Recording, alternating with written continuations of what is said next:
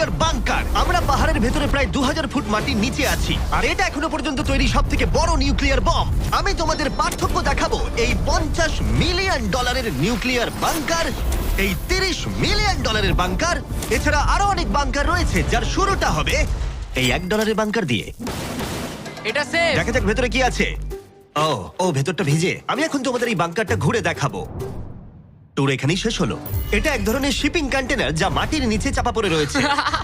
এটা এখনই বেঁকে যাচ্ছে। ওরা আমাকে এটার দাম $1 কেন সেটা বলবে। আমি বলতে চাইছি এটা এক্সপ্লোশনের পরেই হয়েছে। তোমার কি মনে হয় এই বাংকারটা বোমটাকে সার্ভাইভ করতে পারবে? না। দেখা যাক তাহলে। বোমটা ফেলো। হ্যাঁ, কি?